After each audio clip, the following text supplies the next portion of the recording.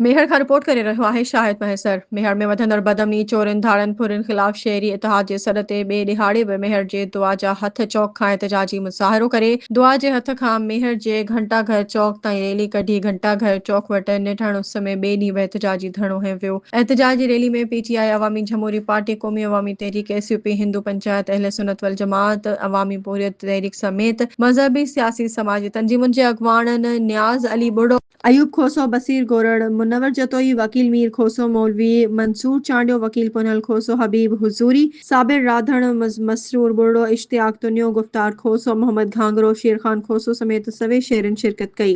Rally में शामिल माण्हुनि अमुन ॾियो या इस्तीफ़ा ॾियो, शहरी फुराइण बंदि करियो, एसएसपी दादू हटायो, ज़िलो बचायो, वापारी फुराइण बंदि कयो, नाअहल पुलिस अमलदार हटायो जा ज़ोरदार नारा हणंदा शहर जे मुख़्तलिफ़ रस्तनि तां थींदे घंटाघर चौक वटि निटण उस में एहतिजाजी धरणो हंयो। उन मौक़े ते रैली ऐं धरणी ख़िताब कंदे अॻवाननि चयो त मेहर में वधंदड़ बदमनी जा ज़िम्मेवार चूंडल नुमाइंदा ऐं एसएसपी दादू आहे। वॾेरनि जूं औताकूं पातारियूं बणियल आहिनि। पुलिस वॾेरनि जे कमदार कंदे कंहिं बि ॾोहारी ख़िलाफ़ कार्रवाई न पई करे। माण्हू फुरिजनि लुटिजनि पिया पर चूंडल नुमाइंदा पंहिंजा इस्तक़बाल कराइण में पूरा आहिनि। मेहर समेत दादू ज़िलो ॾोहारी जे घेर हेठि आहे। ॾोहारी सरेआम माण्हू फुरनि था। अमन अमान चूंडल नुमाइंदनि जी ज़िम्मेवारी आहे पर उहे हिन वक़्तु पंहिंजे अंदरूनी वेड़ ऐं पंहिंजे इस्तक़बालन में वधीक गाॾियुनि ऐं चमचनि हथां पटका पाइण जी मुक़ाबले में आहिनि। मेहर शहर में रोज़ाने बुनियाद ते रोड ब्लॉक करे ईंदड़ वेंदड़ माण्हुनि तोड़े ॾोहारी नाकाबंदी करे बाज़ारूं लुटी ऐं फुरे रहिया आहिनि पर पुलिस कंहिं बि ॾोहारी खे न पई पकड़े। एसएसपी दादू नाअहल उहे जंहिं करप्ट पुलिस ऑफिसर मुक़रर करे रुगो मंथली वसूल करण में पूरो आहे। हुननि घुर कई त एसएसपी दादू अमीर सऊद मक्सी हटाए मेहर में फुरथियल समूरनि शहरनि वापारनि खां फुरथियल रक़म वापसि कराए ॾोहारनि ख़िलाफ़ कार्रवाई करे शहर में अमन क़ाइमु कराए वञे।